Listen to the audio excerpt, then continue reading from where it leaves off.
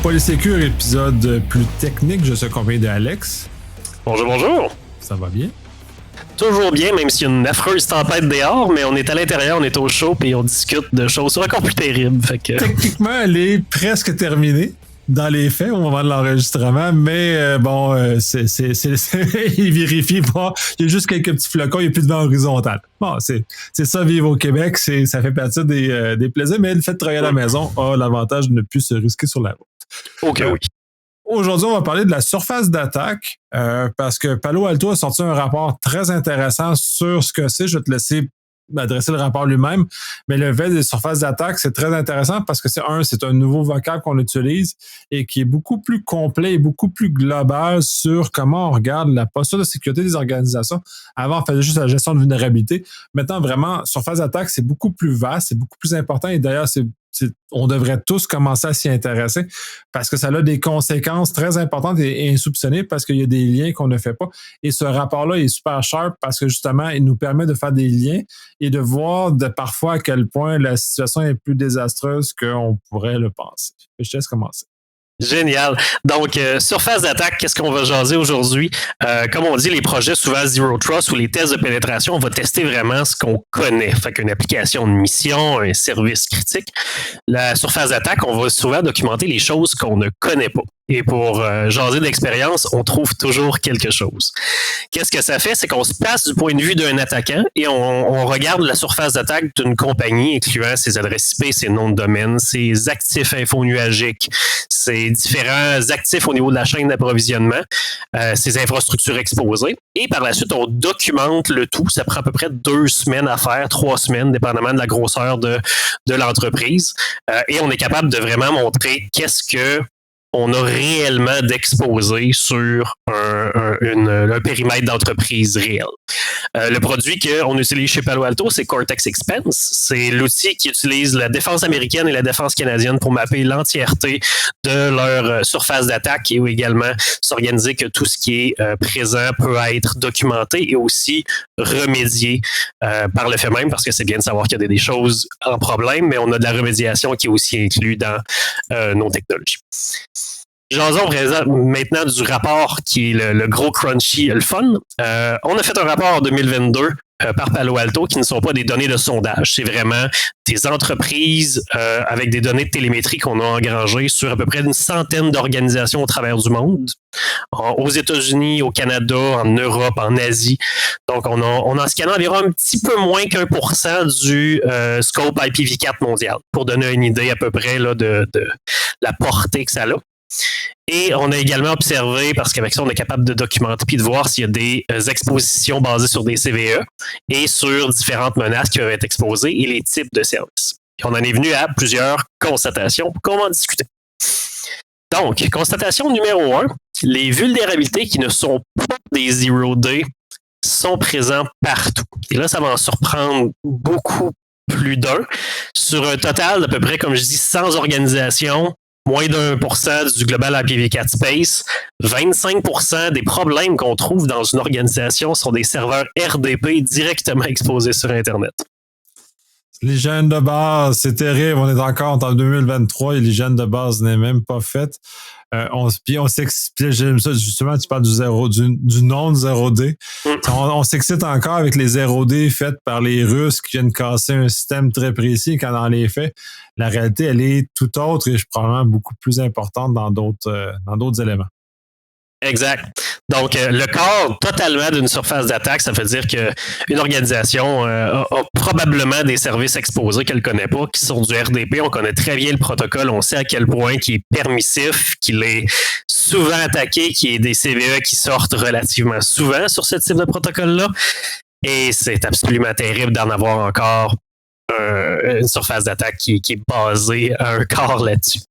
La deuxième, c'est tout ce qui est les portails les portails de gestion, les systèmes d'infrastructure, de réseau et sécurité. Fait que les outils qu'on utilise de télécom, de sécurité ou de protection ont souvent des portails qui sont exposés, soit à la connaissance d'une organisation ou non. et c'est directement sur Internet. Donc, qu'est-ce qu'on peut faire avec ça? S'essayer pour rentrer, puis peut-être avoir des privilèges qui sont permis, ou utiliser bien sûr des CVE qui sont souvent connus, qui nous permettent de partir la porte d'entrée. On n'est même pas en train de brute forcer un VPN, là. C'est directement sur Internet. N'importe qui peut s'essayer. Ouais, c'est ça. Souvent, c'est un signe si justement ce genre d'infrastructure-là ou ce genre de console de gestion-là est disponible en ligne, il est fort probable qu'elle soit pas à jour et soit très fort probable que justement il y a des CVE plus ou moins récents qui soient possibles justement pour casser la sécurité associée, là. On en avait jasé un peu dans le dernier rapport là, qu'on avait fait ensemble pour Unit 42, mais il y avait même des services de VPN SSL ou des services SaaS qui possédaient directement des vulnérabilités avec leur portail de gestion qui permettait de passer tout simplement par la porte sans avoir jamais une seule authentification qui apparaît. Donc, c'est une chose à contrôler. Continuons dans le top 5. On arrive avec le troisième enjeu qui est le stockage et les outils d'analyse de données. Et ça, pour des données at rest, ça ne devrait jamais être exposé directement sur Internet. On devrait être derrière un VPN en tout temps parce qu'il y a de la propriété intellectuelle qui est possible d'avoir là-dessus. Il peut y avoir des données nominatives, il pourrait y avoir des lois et règlements qui régissent tout ça. Alors que 16% de ce qu'on a trouvé sur les organisations avait ce genre de système-là exposé sur Internet à large. Ah, ça, c'est terrible. C'est terrible parce que justement, il n'y a pas si longtemps que ça, puis même très récemment, j'ai dû expliquer aux gens de ne pas exposer directement des bases de données sur Internet. Mais ça leur semblait beaucoup plus facile de faire comme ça. Mais ils disent non, mais faites pas ça. Il y a du monde qui va venir frapper sa porte. C'est sûr, faites pas ça. Puis en info, nous autres, c'est dans un contexte infonologique dans ce cas-ci, mais c'est juste du big no-no. Mais ça semble pas avoir été bien assimilé par la plupart des gens. Puis de toute façon, puis par rapport à ça, il y avait MongoDB qui avait été mis dans les médias il y a à peu près 1 ou 2 ans de ça. Elasticsearch a aussi été largement aspergé ou éclaboussé du fait que les gens qui l'utilisent étaient mal configurés. Donc, on revient exactement à cet élément-là qui est encore malheureusement très élevé. Et on parle aussi tout simplement d'exfiltration de données qui peut avoir lieu sans avoir eu une seule authentification possible parce que le service est exposé directement sur Internet. Quand on se plaît à dire qu'on a je veux conserver mes données au Canada, si on peut être au Canada, si tu ne sécurises pas correctement puis tu penses qu'un service directement sur le web est suffisant, on en est loin là de qu'est-ce qu'on peut faire avec ça. Damn. On continue avec notre top 5 et ça c'est plus c'est ce qui surprend. Je vais dire pas le plus, mais on va jaser des systèmes de contrôle de bâtiment et les IoT. La chose que les gens ne savent souvent pas, c'est que les IoT sont souvent mis dans un sous-réseau, sont souvent isolés quelque part et on leur donne full accès Internet. Ces IoT-là sont souvent installés. Il y a très, très peu de mise à jour qui est fait. Ça contrôle la température, ça allume une lumière, ça marche, on n'y touche plus. Ils ont souvent des systèmes de contrôle à distance, des portes dérobées ou des versions désuètes ça roule souvent sur des petits Linux light ou des petites versions de systèmes très compressés qui permettent de prendre contrôle souvent. Puis c'est directement sur Internet que les firmes qui gèrent tout ça y aient accès. Et à peu près 13% des problèmes trouvés, c'était des systèmes de contrôle du bâtiment ou des IoT avec des portes dérobées. C'est assez énorme, puis j'en ai vu, puis je sais qu'il y en a, pas très loin de chez moi, entre autres, qui font ce genre de choses-là, mais c'est parce que, puis en même temps, puis là, un peu, je vais mettre le blâme sur les gens en cyber, c'est que les gens qui déploient ça sont généralement les gens du bâtiment qui ne sont pas au conscient de ces éléments-là. Fait qu'il faut les amener à peut-être comprendre et à les éduquer justement pour exposer parce qu'eux pensent bien faire, mais ils comprennent pas tout ce qu'ils peuvent s'exposer jusqu'à temps que ça leur expose en pleine face. Mais je pense qu'on a un effort de sensibilisation à faire auprès de ces gens-là et les ramener dans le périmètre de réflexion de la cyber et de contrôle de différents actifs qu'on a sur les choses. Mais il demeure que je suis pas étonné, j'en connais qui sont pas très loin de chez moi, qui ont des je dirais pas le logiciel, mais il y a une espèce de logiciel de prise à distance qui est bien installé, qui permet justement de contrôler l'ensemble des bâtiments du parc de cette compagnie-là. C'est souvent des équipements qui peuvent être classifiés comme critiques. Si on prend le fait qu'une caméra peut espionner, si on prend le fait que des contrôleurs de porte d'accès peuvent donner accès physique au bâtiment, puis que c'est souvent les devices qu'on va avoir le moins de visibilité ou le moins de contrôle, puis qu'ils sont pas derrière un pare-feu. Là. Le fait qu'on les trouve et qu'on les voit que c'est possible, c'est qu'ils ont des portes qui nous permettent d'essayer, en prenant compte que c'est des services critiques qu'on pourrait arrêter de la clim ou empêcher un service d'incendie de faire un appel. Je veux dire, c'est majeur, là. Oui, ou de couper la clim dans une salle de serveur peut être assez critique comme situation. Ou de démarrer les gicleurs dans une salle de serveur pendant qu'il y a encore des gens dedans. Mais bref, on s'entend qu'il y a beaucoup d'imagination qui est possible quand on est rendu jusque-là. Et on va terminer sur notre dernière constatation de façon générale. Et ça, c'est absolument aberrant. 4%. OK, on part avec c'est juste 4%, mais tous les problèmes observés, c'était à des connexions non chiffrées. Fait qu'on parle de tout ce qui est possible d'observer d'un point de vue externe sans aucun chiffrement pour être des pages d'administration web HTTP, pour être des services FTP avec des logins possibles. Je veux dire, on est en 2023. Ça devrait pas exister. Puis ces services-là sont souvent des legacy, donc ça peut être des vieux systèmes qui sont très faciles d'exploiter. Puis très facile de voler des informations d'identification sur n'importe quel système qui n'est pas chiffré. Donc, en clair, sur des réseaux publics comme Internet, non. Mais 4% des trouvailles ont été dans ce sens-là. Mais ce qui est épeurant là-dedans, puis ça, c'est des constats qui sont faits sur, tu disais, 1% des adresses IP disponibles, donc publiquement, aucune information privée.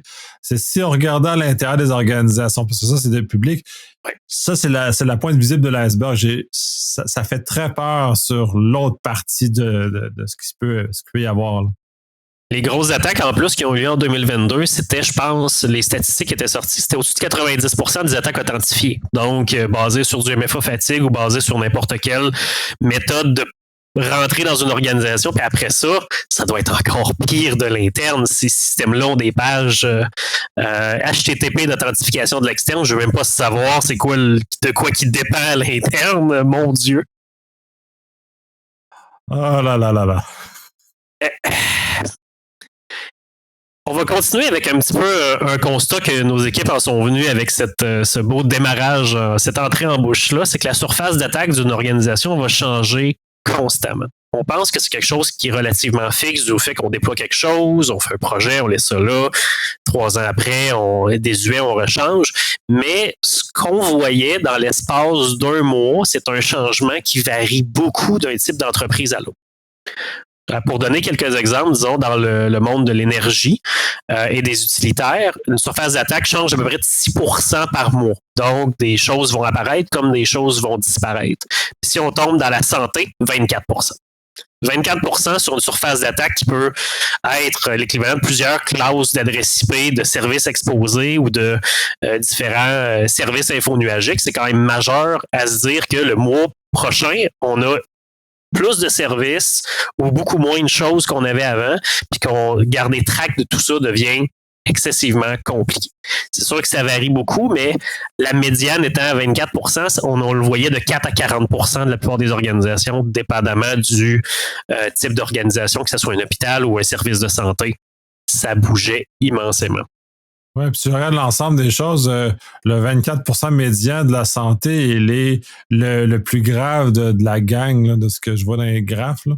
Oui, c'était pas mal le pire rencontré. On avait les compagnies pharmaceutiques qui étaient à peu près dans ce coin-là, 24 à 36, et Media Entertainment, 27% aussi. Donc, la médiane est beaucoup plus haute de leur côté, que ce soit peut-être au niveau des services qui exposent plus rapidement ou avec l'ère des microservices, containers et sécurisation des services, des charges de travail infonuagiques qui dynamiquement créent des services, les détruisent. Je veux dire, plus que l'environnement est dynamique, plus qu'on va avoir une surface d'attaque qui va évoluer dans ce sens-là également.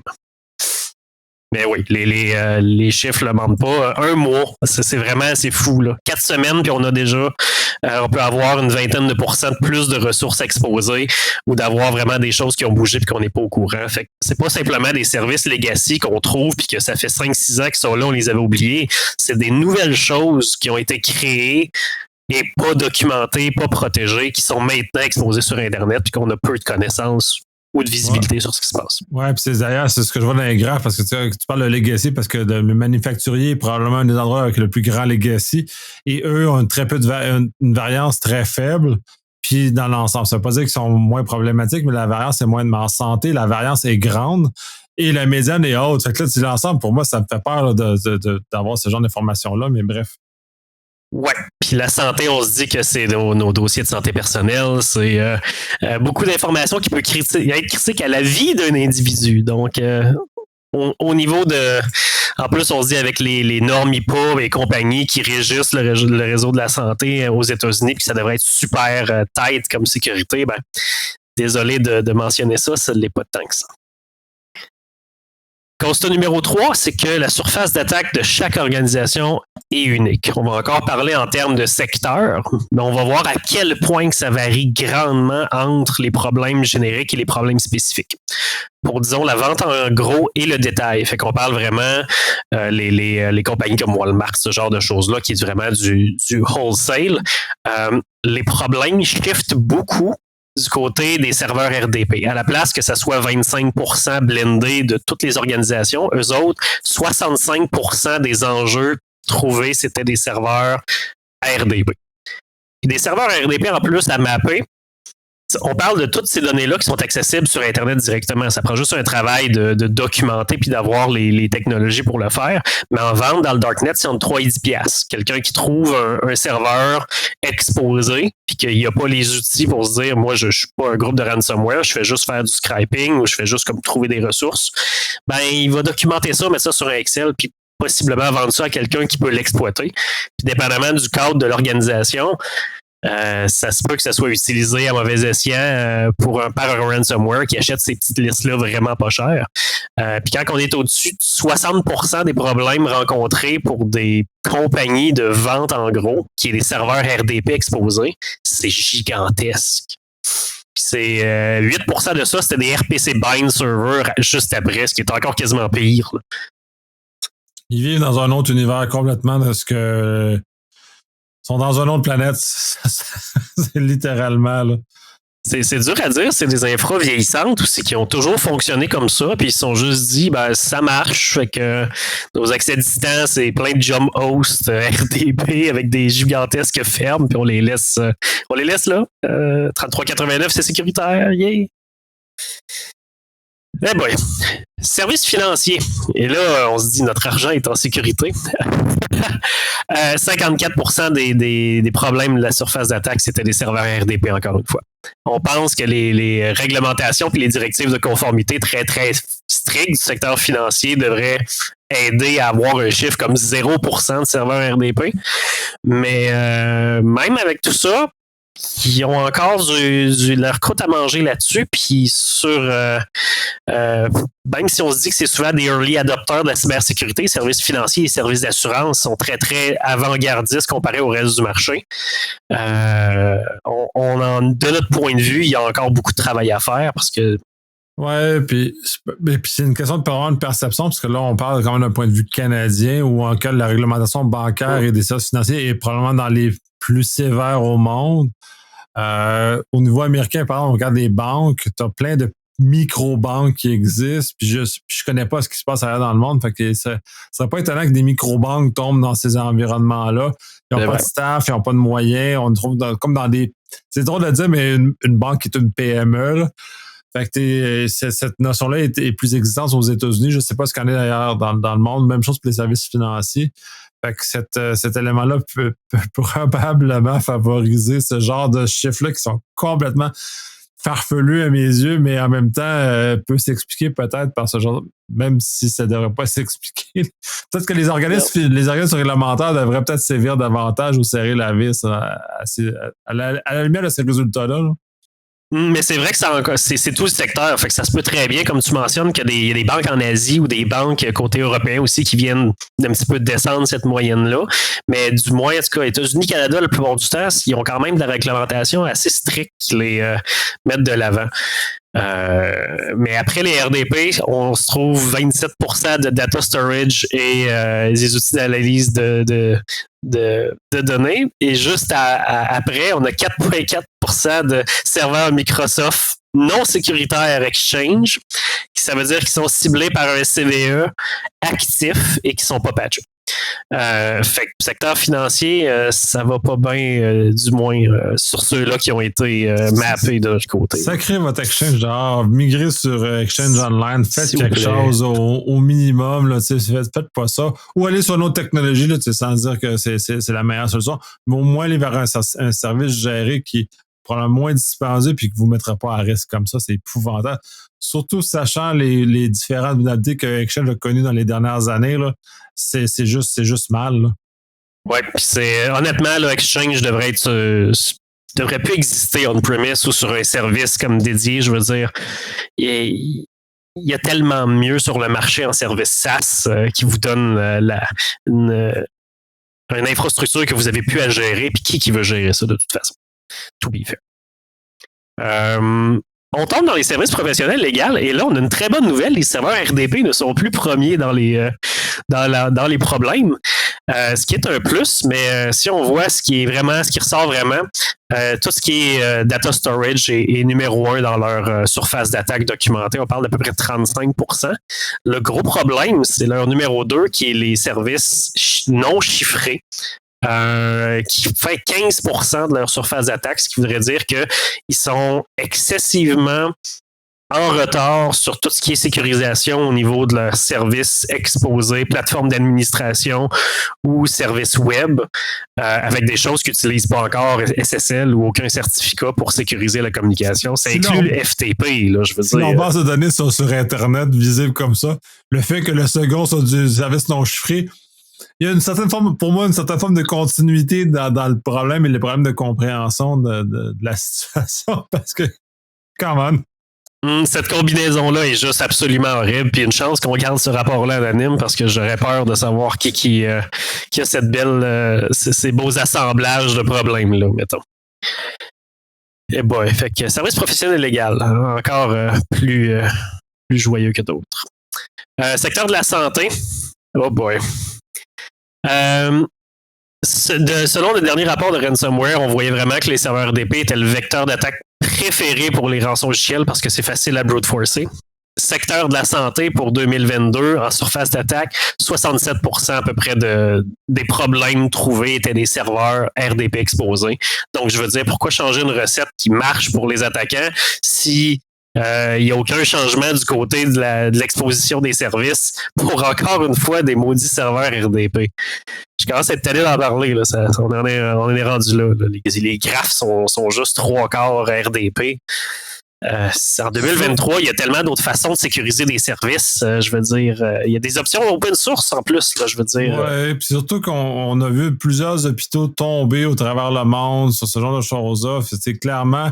Il y a un problème de compréhension des mesures d'hygiène de base en sécurité. Puis c'est drôle de parler d'hygiène de base pour un hôpital, mais dans ce cas-ci, clairement, ça s'applique qu'au domaine de la santé, pas au domaine des TI.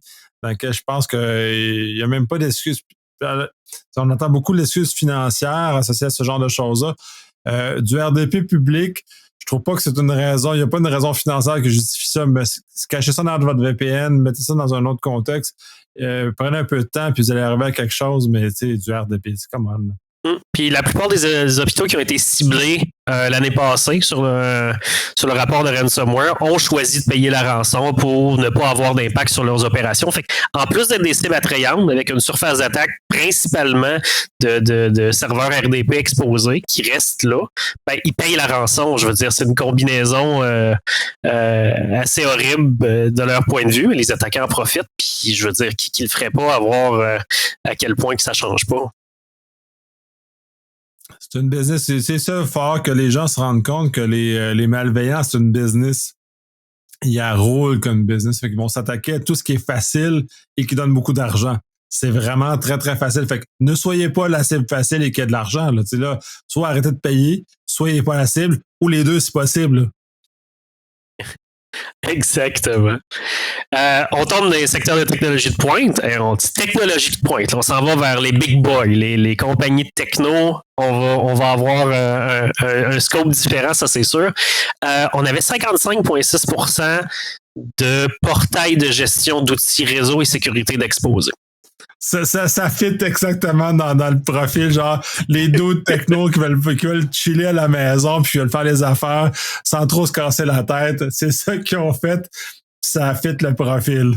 Yes, service SaaS, les portails d'administration, il n'y en a pas de problème. Je vais ajouter des bandes sans fil de chez moi, puis tout est normal. Et en deuxième, en plus, pour accompagner cette recette-là, du FTP non encrypté. 7% à peu près. Ce qui est pour de la technologie de pointe, FTP, je veux dire, c'est 18 puis combien de temps?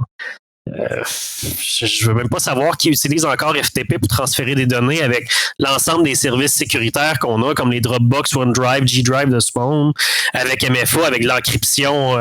Même si on veut faire ça maison, du SSH de base, c'est super pas compliqué à installer. Je dis, OK, il y a 10, 15, 20 ans, il y avait une certaine complication à mettre du SFTP. Maintenant, tu installes l'OpenSSH et c'est inclus. Ça va dedans. Fait qu'il n'y a même plus de raison de faire autrement que ça, à moins qu'on a dans certains contextes très particuliers, mais même encore là, je vois aucune raison de faire ce genre de nos jours, de faire ce genre de choses. De toute façon, tout devrait être chiffré. Là. On en a dans les consoles plus hauts, là, tout devrait être chiffré. C'est même plus des questions, il n'y a même plus de. Bref. Il y a des options FTP sécurisées, FTPS, SFTP. Comme tu dis, OpenSSH nous donne... on peut transférer des choses avec ce protocole-là, avec des clés d'encryption, puis vraiment très, très bonnes. Alors que là, c'est vraiment... On voit ça en clair. Là. FTP de base, 21-22, transfert en clair sur Internet. C'est fou. Quand j'installe mes affaires de base, je fais même pas l'effort d'installer un FTP. Parce que de toute façon, mon interface de gestion est en SSH. Fait que le SFTP, il est là. Fait que, pourquoi je me casserais la tête pour rajouter un autre service? En plus, tout est là, c'est sécurisé, built-in avec toute la structure. Puis ensuite, bon, tes affaires de clés, puis machin et tout, là, quand tu veux vraiment aller plus loin, MFA, machin. Mais minimalement, le protocole, il est quand même mieux. Puis c'est built-in dans tous les systèmes modernes. Oui, puis tu t'en vas sur une page web HTTP, il te prévient que t'es pas en HTTPS. Pourquoi tu flagues pas FTP? Tu sais, en plus, que ça te prend un client pour aller chercher ça ou pour avoir un transfert qui a de l'allure. On va tomber autre part après ça, les secteurs de l'énergie et des services publics. Qu'est-ce qu'on voit d'exposé? Ça ressemble un petit peu au portrait des technologies de pointe. C'est l'exposition des pages d'administration TI, encore une fois, qui est exposée à hauteur de 41% à peu près. Et en deuxième, les systèmes IoT. Ça, c'est absolument pas surprenant. Je veux dire, les services publics, n'importe quoi qui va être allumé, un phare ou une lumière à un coin de rue ou de rayer de l'information pour un panneau, ben ça passe par du IoT. Fait qu'à la quantité qu'ils ont, le fait que ce soit directement sur Internet, c'est ça qui est inquiétant. Je veux dire, c'est un focus primaire pour ce secteur d'entreprise-là, d'avoir vraiment un contrôle là-dessus parce que c'est littéralement ton business. Tu devrais avoir un meilleur contrôle de ce côté-là. Ça, c'est sûr.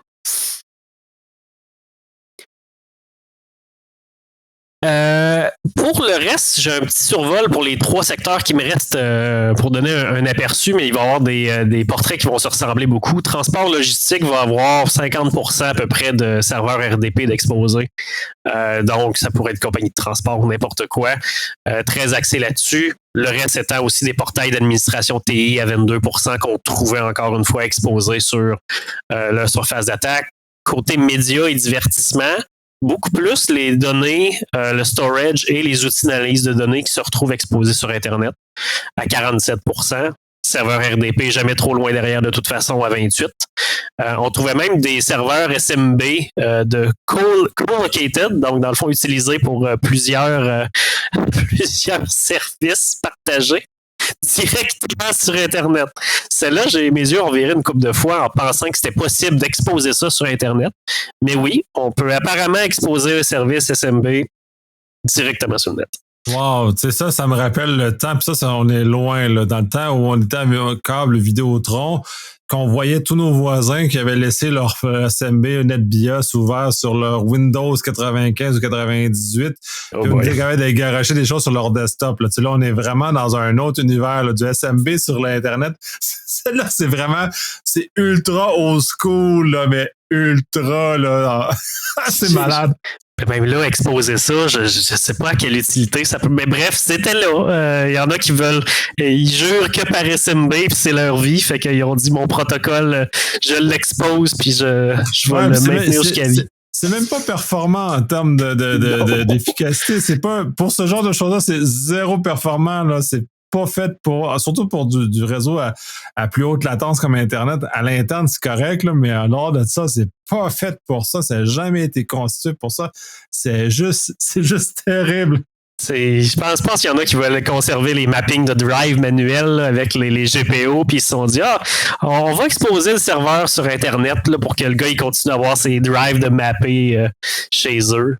Oui, il passe son script de démarrage, son script de choses, puis il mappe ses drives directement sur Internet. Il est vraiment content qu'il a réussi à faire ça, puis on fait comme non. Oh, faites pas ça, c'est vraiment terrible. C'est vraiment. Puis j'imagine que c'est la chose, ça va du vieux SMB en plus. Probablement, ça va même pas du SMB 3, ça va du SMB 2 ou même pire 1. Là. Ça, c'est absolument possible. J'ai malheureusement pas la donnée pour savoir c'était quelle version, là, mais c'est juste que ça existe, je savais même pas. Et on termine avec le domaine des assurances, qui en premier, deuxième et troisième, on va retrouver encore nos stockages de données, serveurs RDP et les portails d'admin. Mais on va avoir aussi 7% de serveurs SharePoint directement sur Internet.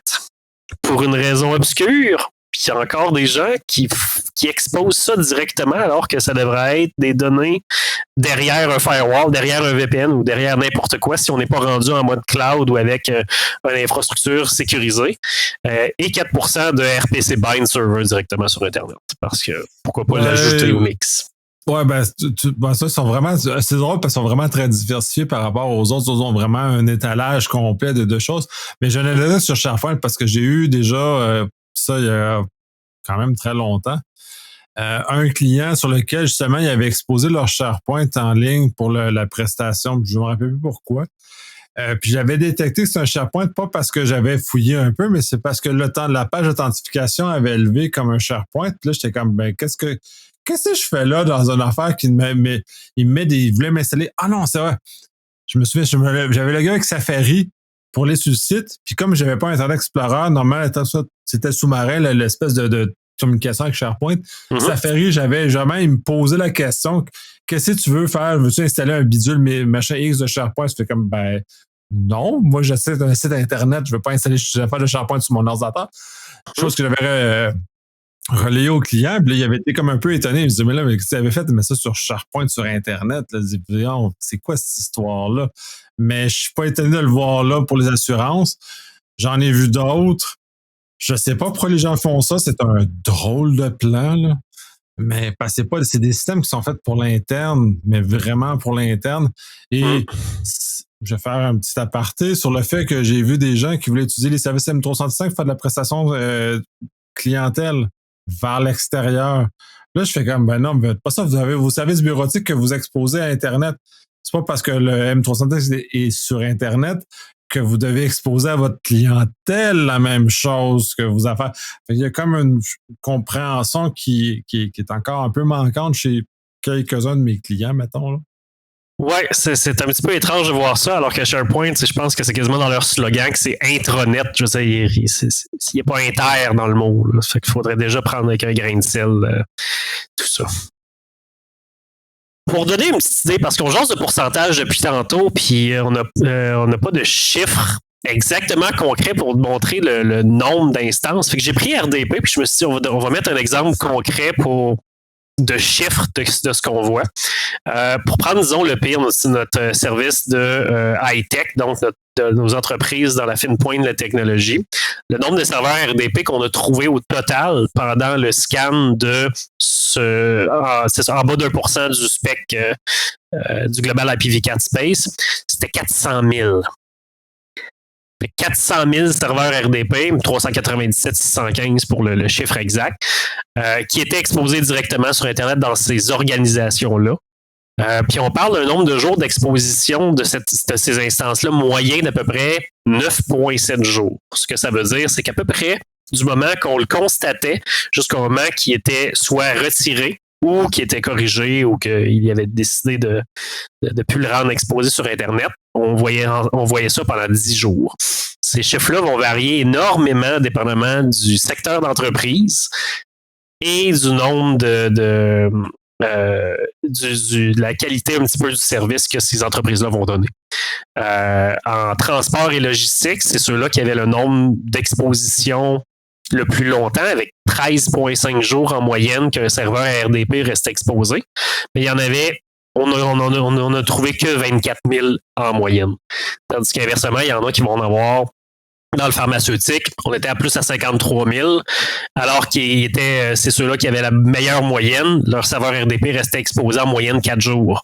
Fait qu'on le constatait, on le documentait, il avait disparu.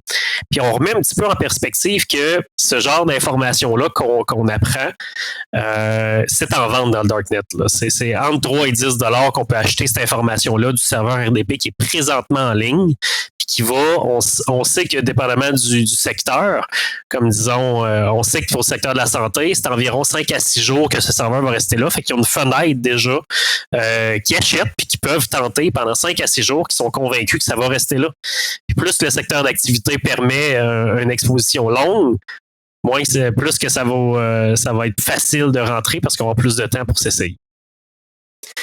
Et ça variait grandement, là, c'est ça. Dans le secteur de high-tech, on était à 400 000 qu'on en a trouvé. Dans le média et divertissement, 334 000. Service juridique, 128 000. C'est 128 000 serveurs là, atteignables pendant la durée. Si on fait le total, on en avait peut-être proche d'1 million là, qu'on a scanné, documenté avec Cortex Expense. Constat numéro 4, fin de vie égale début d'attaque. Fait qu'un petit peu, personne n'aime les versions en fin de vie là, des logiciels, mais sauf les pirates. Puis qu'est-ce qu'on a trouvé de façon un petit peu plus poignante sur cette documentation-là? On a trouvé 4 enjeux majeurs qui ont ressorti. Les serveurs Web Apache, Confluence, Microsoft Exchange, surprise, et les serveurs Zoho Managed Engine, qui ont été très populaires l'année passée parce qu'ils ont eu une tonne de gros CVE qui ont impacté leur service en ligne. Et là, ça va frapper.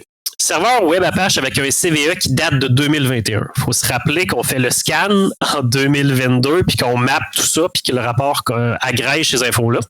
On a 2 CVE qui sont notés 7.5 et 9.8, les 41.773 et 42.013, qui permettent du RCE, donc du Remote Code Execution. 32% des organisations analysées utilisaient des services web exposés Apache avec une version fin de vie. Et ce, même après 4 mois que le correctif était disponible. Fait qu'on n'est plus vraiment dans une option zero day si 4 mois après, le serveur est encore vulnérable. Comme Nicolas le mentionnait, c'était le zero day, tout le monde fabule là-dessus, tout le monde se focus en se disant mon organisation doit être au plus proche de la prévention possible. Mais là, on est à l'inverse, on oublie des serveurs web, des services importants à l'entreprise qui sont 4 mois pas patchés. Puis que nous aussi, on peut le trouver. Dites-vous que n'importe quel pirate ou rançongiciel va le trouver. C'est déjà trouvé et inventorié. C'est ça qui est le problème. C'est ça que les gens peut-être maîtrisent pas. Puis effectivement, puis je trouve ça, c'est pas le 0D parce que c'est pour avoir été opéré un SOC pendant un temps. Pour tout ce que j'ai vu à l'état de l'organisation, qui est quand même une dizaine de mille de personnes, on n'avait rien d'exceptionnel là, d'attaque et c'était vraiment très, très basique ce qu'on voyait passer. Et ça réussissait parce que ça réussit à tromper les gens. Mais ces affaires-là, c'était facile. On les voyait arriver gros. Mais il faut qu'au minimum qu'on ait des moyens pour se protéger, qu'on ait des moyens de détecter. Mais c'est juste... c'est jamais sophistiqué. C'est toujours dans ces zones-là. Fait que, bref. S'il vous plaît, réglez ça parce que vos socs, si vous en avez un, puis j'espère que vous en avez un, vont vous aimer parce que vous allez retirer tellement de surface d'attaque. Donc, vous allez permettre à votre soc de se concentrer sur ce qui est pertinent, parce que là, tu sais, quand on doit gérer des alertes pour des affaires comme ça, parce qu'on voit les attaques, puis on vient de découvrir que le service est apparu de nulle part parce qu'on n'avait pas de service de système de gestion de surface d'attaque. Puis c'est pour ça que c'est important d'avoir un système de gestion de surface d'attaque parce que ça sauve beaucoup de temps. C'est la base.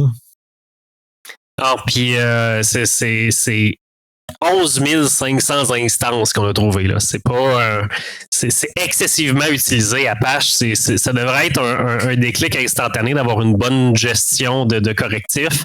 Puis on parle que là-dessus, là, il y avait sur les, on est rendu à Apache, je sais plus combien, je suis pas personnellement les versions, mais du temps du scan, les versions patchées étaient dans des versions 2.4.x, puis on trouvait encore des 1.3 là, exposés sur Internet là, fait que c'est pas juste 2 CVE critiques qui sont impactés, c'est probablement tout ce qui est depuis 2 ans accumulé jusqu'à aujourd'hui, que pour 3% des organisations, il y avait encore ça qui est exposé. Là. Notre deuxième était Confluence. Ils ont publié un gros CVE en 2021 encore, qui était 9.8, qui est le 26084. C'était exploité dans la nature à partir de septembre. C'est de l'exécution de code à distance non authentifié, non favori, qui affectait beaucoup de versions. À peu près 29% des organisations analysées utilisaient une version vulnérable après 5 mois de correctifs disponibles. On parle de 2700 instances environ. Encore une fois, c'est dur de considérer un peu que des choses classées excessivement haut comme CVE, que le manuf t'a envoyé un courriel. T'as probablement un gars de sécurité qui t'a flagué ça, mais pourtant, 5 mois après 0 day, c'est plus 5 months là, rendu là. C'est exploitable. Ils peuvent passer. Le monde a fait des preuves de concept. Il y a des toolkits qui existent déjà après 5 mois. C'est plus pardonnable là, pour une organisation. Ouais, puis je vais rajouter que Atlassian, celle-là, parce que de toute façon, vous mentionnez que c'est tous des éléments de services non gérés. Ça nous rappelle qu'il faudrait peut-être déplacer des services on parlait d'Exchange, déplacer un service géré. Atlassian a d'excellents services gérés. Il n'y a pas vraiment de raison de maintenir ça encore sur site. À moins d'avoir vraiment des préoccupations de sécurité supplémentaire, de confidentialité. Mais si vous êtes dans cette zone de confidentialité et de sécurité supplémentaire, normalement, on ne devrait pas vous trouver dans ce rapport-là non plus. Donc, incidemment, si vous êtes dans ce rapport-là, vous devriez peut-être migrer vers des services gérés et ça presse parce qu'il n'y a aucune raison pour Exchange, pour Atlassian, de ne pas utiliser leurs services qui sont quand même assez top puis qui, eux, sont majoritaires. Ils ont eu quand même des petits avaries, là, c'est pas parfait, mais dans l'ensemble, c'est déjà beaucoup mieux que qu'est-ce qu'on peut avoir en entreprise, puisque surtout avec ces chiffres-là. Là. Ouais, ben c'est surtout ça.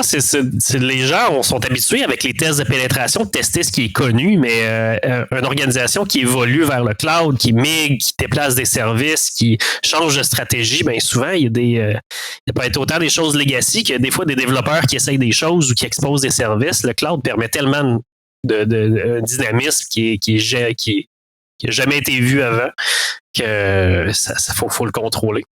Notre troisième joueur va être Microsoft Exchange. Encore une fois, je pense que j'ai 8 CVE qui datent de 2021, qu'on avait encore 29% des organisations en 2022, fait que 3-4 mois plus tard, qui étaient tous vulnérables à ça, sur des versions même jusqu'à 2013 qu'on a trouvé. Exchange 2013, je ne sais même pas que c'est encore supporté. Mais 4% de serveurs 2010 aussi. Pour faire changement, pourquoi aller pire? Et notre Zoho Manage Engine, que lui, possiblement, je ne sais pas pourquoi que les gens ont été moins informés sur cela, mais 74% des instances étaient vulnérables à 2 CVE critiques, dont une qui était catégorisée comme activement exploitée. Les deux étant 9.8. Il y avait une qui est par REST API qui permet de bypasser l'authentification. Puis l'autre, c'était directement sur le portail web. Puis les serveurs qui étaient patchés pour les deux vulnérabilités 9.8, c'est 26%. Le reste est tout vulnérable. Je pense que j'ai quand même une hypothèse pour ça, parce que ces genres de services, soit que les gens ont installé il y a genre 15 ans parce qu'il y avait une affaire gratis ou machin, ou ils sont fait installer un bidule comme ça, puis ils l'ont probablement jamais entretenu, parce que tu sais, je les vois, ces euros passés dans certaines choses préfaites ou de packages préfaits qui s'installent facilement pour une petite PME qui n'a pas de capacité.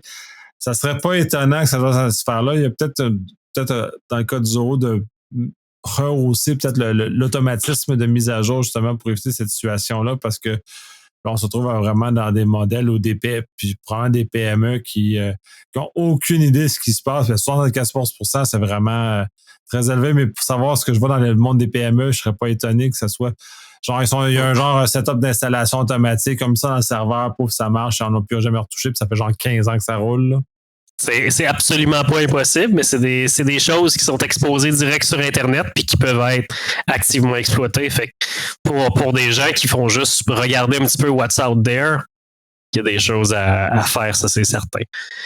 Et notre dernier constat, qui est un petit peu de remettre en perspective que les déploiements dans le cloud sont faciles, mais la sécurité cloud, c'est difficile. Tout ce qu'on a documenté présentement, on se dit, ben c'est peut-être des serveurs qui sont sur des infra on-premise, c'est peut-être dans mon data center. Par source d'observation, 80% de ce qu'on a scanné, documenté puis analysé, c'est du cloud. 80%. Donc, c'est souvent des services qui ont été migrés dans le cloud ou même des nouveaux services, mais c'est dans le cloud. Donc, c'est pas quelqu'un qui a oublié un serveur raqué une place là, dans un data center. Non, c'est pire. C'est quelqu'un qui a oublié un serveur virtuel raqué dans un info nuagique. Là. C'est encore plus terrible. Puis là, il a fait l'effort de déplacer son serveur poche dans l'info nuagique, parce qu'il y a eu quand même un effort de le faire. Là. Parce qu'on là, on n'est pas dans des. Parce que c'est pas des services gérés. Parce que dans ce que tu as nommé, il y en a plusieurs qui peuvent être des services gérés, qui naturellement ne sont pas vulnérables au CVE, entre autres. Mais les gens vont juste payer leur guinée sur site, puis ils vont juste les garocher en infonuagique en pensant que ça va régler le problème.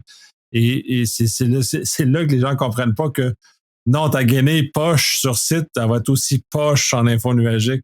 Elle va même être plus compliquée à sécuriser, parce que là, tu arrives avec plein de concepts de là, j'ai des VNet, j'ai des UDR, j'ai des NSJ, j'ai plein d'autres technologies que souvent les gens qui gèrent les serveurs sur site, qui envoient dans le cloud avec les beaux programmes Microsoft accélérés, lift and shift, prends ta VM, copie-le là-bas, ça va marcher.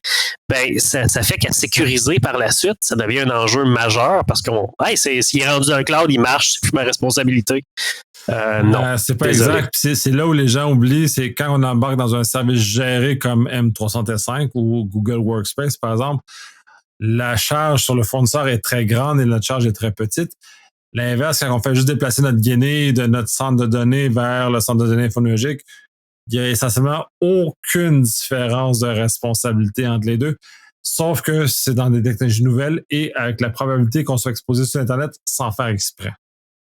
C'est tellement facile d'assigner une IP publique à mon service. Tu fais juste Next pour créer une VM, il t'en a assigné un tout seul, puis c'est déjà rendu. Pour donner une idée des problèmes qu'on a jasé tantôt pour les serveurs Apache Web, là, spécifiquement pour ces serveurs vulnérables-là, 96,5% étaient dans le cloud, 3,5% on-premise. Fait que c'est vraiment des services qu'on est supposé mieux contrôler. Il y a des suites d'outils de mise à jour, puis de documentation d'assets, puis d'inventaire qui supposaient être tout cloud, tout nous aider. Mais ce qu'on voit, c'est que c'est rendu plus un problème qu'autre chose. Même chose pour les serveurs Microsoft IIS qu'on a trouvé non sécuritaires. 78% des serveurs-là étaient dans le cloud. La seule exception à ça, c'est les serveurs Microsoft Exchange, ironiquement, qui étaient 85% on-premise. Fait que c'est vraiment l'exception à la règle. Ça devrait juste pas avoir de section Microsoft Exchange rendu en 2023. Là. On s'entend que j'ai hâte que le prochain rapport sorte pour voir un peu comment ça a changé comparé à 2022 versus 2023, mais si les gens ne sont pas rendus sur des services SaaS pour leur suite de courriels, SMTP, là, ça devrait plus être un standard de communication pour qu'une organisation gère ça à cette heure. Oui, on devrait changer effectivement. Puis ça, les chiffres-là sont très intéressants à voir à quel point les gens balancent dans l'infonuagique sans savoir ce qu'ils font. Puis ça, c'est terrible à certains égards. Même le IIS, le fait que Microsoft a tellement de beaux services dans Azure qui peuvent remplacer un IIS de façon sécurisée et dans lequel on n'a pu gérer la maudite stack en dessous de sécurité puis qu'on délaisse ça à Microsoft qui est franchement meilleur que la plupart des organisations que je connais pour gérer ça. Là, je comprends même plus pourquoi on fait cet effort-là. Tu veux dire, un trip techno, je peux comprendre, là, mais techno dans ton sol, ça va. Mais tu fais pas de la production avec un trip techno. Tu t'embarques sur des systèmes matures, sur des systèmes robustes, des systèmes qui sont plus ça, mais faut que les gens, c'est le temps que les gens se réveillent. On l'espère du moins. Ça serait le fun que. Mais bref, c'est des fois c'est peut-être des choses que les gens ont aucune connaissance que ça existe parce que on a 8 équipes de développement sous nous autres, on a un manque de communication, tout le monde développe de leur côté en silo, ce qui crée un petit peu une surface d'attaque qui est souvent hors de contrôle pour certaines organisations qui ont de la misère à avoir la visibilité. C'est un petit peu pour ça que ces nouveaux services-là arrivent aujourd'hui. Donc, tout ce qui est Attack Surface Management, AASM, qui est le nouveau aussi récemment, qui est de l'Active Attack Surface Management, qui inclut la remédiation, fait qu'un serveur qui apparaîtrait sur notre surface d'attaque, exemple, un service RDP avec le port ouvert, on pourrait y remédier automatiquement parce que ça ne fit pas dans notre politique d'organisation. Fait il y a un besoin pour ça, puis ce rapport-là fait juste indiquer que mettez-vous le nez là-dedans. Cherchez, fouillez un peu, puis des fois, ça va. Vous allez peut-être régler beaucoup plus de problèmes en regardant correctement c'est quoi votre périmètre de sécurité que gérer le petit zero day sur un système de mission critique qu'on va avoir tendance à plus s'occuper, mettons. Ouais, ça revient à régler l'hygiène de base, puis on va régler bien les problèmes à ce moment-là. Mais ces outils-là sont très pratiques. Je les aime beaucoup parce que justement, ça donne une visibilité globale. Puis ce que les gens oublient un peu peut-être en sécurité, c'est que si on n'a pas de visibilité, on n'est pas capable de sécuriser. Donc à ce moment-là, ce serait très important. Puis ça, c'est utile à la visibilité, donc justement de s'outiller correctement pour être capable d'aller plus loin, puis justement de ne pas faire partie du rapport pour 2023. On l'espère du moins. C'est parfait, mais ça fait pas mal le tour, je crois. Yes, on a pas mal fait le tour de nos 5 constats, puis j'ai rien de plus terrible à discuter pour cette mais je trouve juste ça amusant parce que c'est les mêmes constats qu'il y a 10 ans, fait qu'on revient, l'histoire se répète, mais bref, faut prendre ça avec avec un grain de sel pour les experts en cyber, ne pas déprimer parce que l'histoire se répète, puis juste justement garder le moral, là, mais les autres, faut come on, réveillez-vous. Un petit. Faut déclencher quelque chose, puis ça serait le temps. Hey, merci. Toujours un plaisir.